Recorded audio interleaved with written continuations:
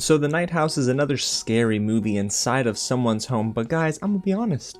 If anything creepy is happening in my house, I'm calling my realtor and we're moving out. I'm not spending another night in that house. No pun intended. Actually, no. Pun intended.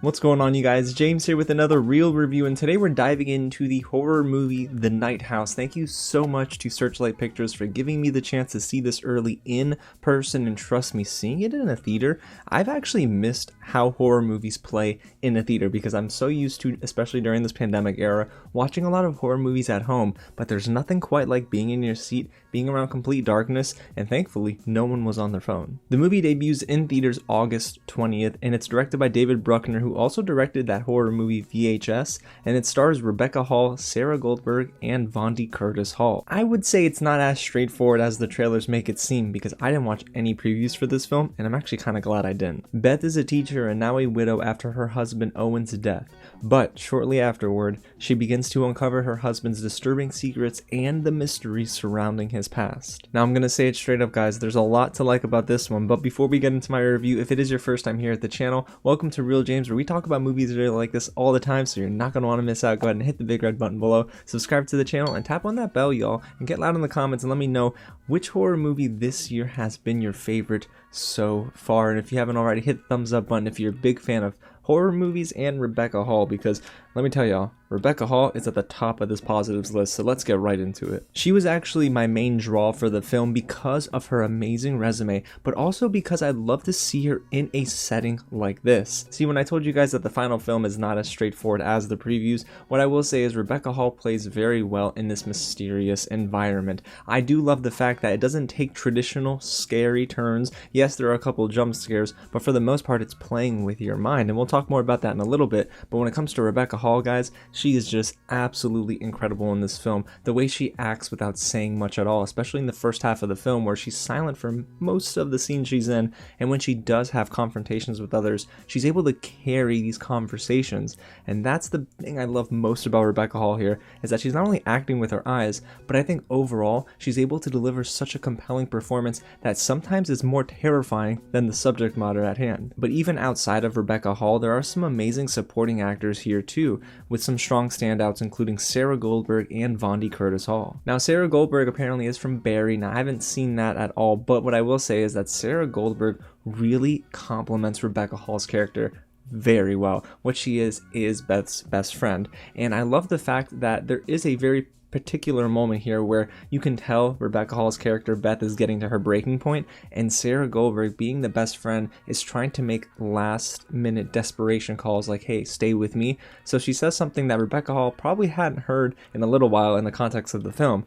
Sarah Goldberg says, I love you. And it's so funny how that one little moment stuck with me because Beth in that particular scene needed to hear something like that, and it sounded like, especially with Rebecca Hall's like very small but noticeable reaction, that she hadn't heard that in a very long time. But outside of Sarah Goldberg, you also have Vondie Curtis Hall, who plays Mel, a very friendly neighbor that knows a little bit more than he lets on. You might know Vondie Curtis Hall from Daredevil on Netflix. He plays Ben, and I thought he was fantastic there, and he's just as great here. And I was actually pretty surprised that there were some scenes where he completely stole everything on screen. And what I mean by that is he would have a conversation with Beth, and I'll be completely honest with you, I was so drawn in by what he was saying that I forgot to blink sometimes. Mel is a character, again, that has a little bit of a mysterious past too, so I love the fact that the film never really lets you exactly know what's going on until the very end. And that is a good segue into other areas of this movie that I think are incredibly strong, which is the writing,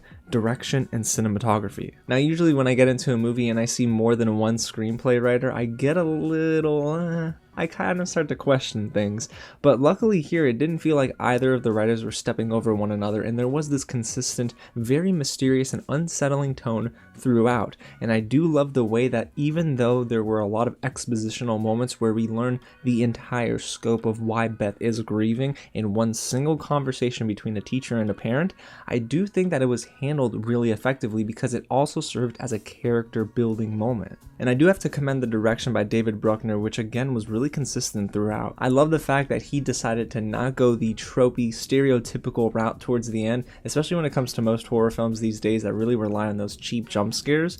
But here, he said, no, this is a psychological thriller at its core. And yes, there are elements of horror, but this more so speaks to the reality of people going through a depressive state, or even those dealing with the loss of a loved one, and how they deal with it, how they grieve. So it was incredible, one, but two, it just allows the movie to separate itself from the others in the field. But then you also have the cinematography, which actually surprised me sometimes. I do think there were some visual effects at play with the mysterious figure that Beth would see. Usually it turns its head and then it looks like other objects are just making out this silhouetted figure. You'll know it when you see the film, but what I will say is some of that cinematography probably was in post-production, but on scene, on location, oh my gosh, the colors, the way that they were able to play with the different, let's just say bits of body horror, and the way they framed these shots, it really just surprised me. And I definitely wasn't expecting to come away from this and say, man, the cinematography was on point, but the way that they filmed everything surrounding the night house was just awesome. So outside of a strong cast, some clever scares, and really strong direction, there's one more thing in this film that really blew me away, and that's the score. Composer Ben Lovett really does an amazing job at building atmosphere, and I noticed that very early on in the movie because, guys, there's this bit of sound design that the film plays with where things are very quiet and sounds are almost magnified. Like, I never think I'm that loud when I open up a drawer, right? But in this movie, it made me jump. It made me kind of like perk my ears up and think, oh my gosh, okay, so we're getting into something scary, aren't we? But Ben Lovett, the way he composed this film and the score for the film, it was just beautiful because the instruments swelled up little by little in the background, so you would hear some of the instruments come up, and then eventually would climax when we finally get Beth encountering, well, whatever's in that house. So I loved exactly the atmosphere that this movie built, but also how it aided the story. And I can't lie to you guys, I was very tense and incredibly stressed at times, especially in the second half of this film, because it hits another gear, and when it does, well, let's just say it smacks you over the head with it. Yeah, I definitely wasn't prepared for what was ahead in that third act for the Night House. But guys, what I will say is that even though we went over all those positives, there are a couple of things in this movie that I feel like kind of held it back from being an absolute great film in 2021. And that starts with the length, because even though this is only an hour and 48-minute film, I do think that it goes on a little long in that third act. And maybe that's because when things become more straightforward, when the mystery is unveiled and you start to understand exactly what's going on in this house, I thought that maybe the film wasn't as interesting in those moments. Yes, I wanted to see what would happen next, but I didn't necessarily care for everything outside of the build-up, because I think the build-up was the strongest part of the film. So in Acts 1 and 2, you're getting kind of breadcrumbs, right? And you don't know what's next. But in that final chunk, the movie really just uncovers everything you need to know about what's going on, and honestly leaves no stone unturned. Not the worst thing in the world, but of course, it does hurt the film at the end because, man, I knew what was coming. So I thought, okay, alright, we can just get through this. We don't need to really sit here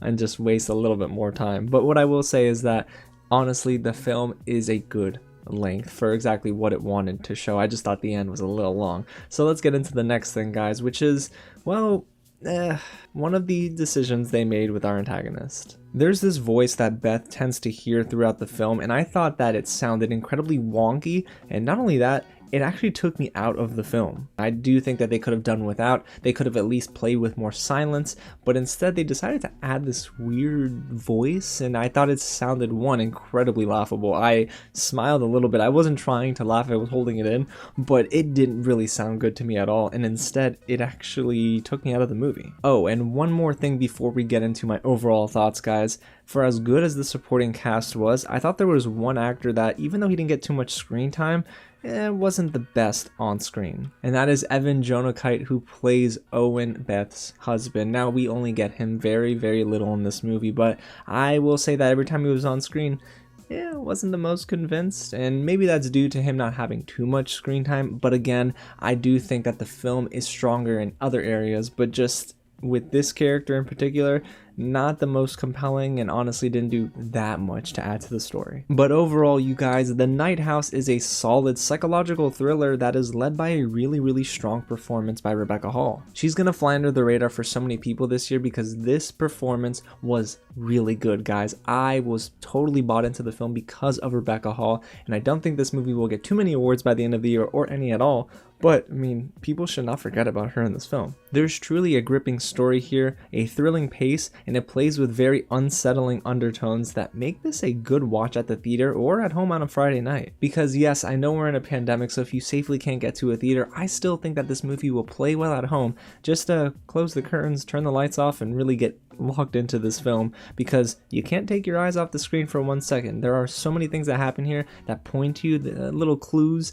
that you're going to want to pay attention to, and also the supporting cast is really good, so there are a lot of good complementary pieces here led by Rebecca Hall that make The Night House a pretty solid film. So if I had to grade it, give it like a letter grade, I would give it a B. I think this movie is definitely worth watching, and it really is going to go overlooked, I think, unfortunately, because of Shang-Chi coming out next week. And then you have a lot of different films, I think, that are gonna probably just be the ones that people make it out to the theater for outside of a horror movie. So if you can't catch it at home when it goes on PVOD, please do it, guys, because I do think The Night House is worth your time. So there you have it, guys. That is my real review of The Night House, a film that surprised me, but man, I am so glad I was surprised. So hey, if you enjoyed this review and you don't want to miss out on my review for Shang-Chi and The Legend of the Ten Rings next week, because that's definitely coming, please go ahead and hit the big red button below, subscribe to the channel, and don't forget to tap on that bell, y'all, and hit the thumbs up button if again you are a fan of early reviews just like this, and get loud in the comments when you do see The Night House, guys, and let me know what you thought of the film, which performance was your favorite, and did you see that ending coming? Lord knows I did not. Alrighty, y'all, again, thanks so much for watching, and I'll catch you at the next screening.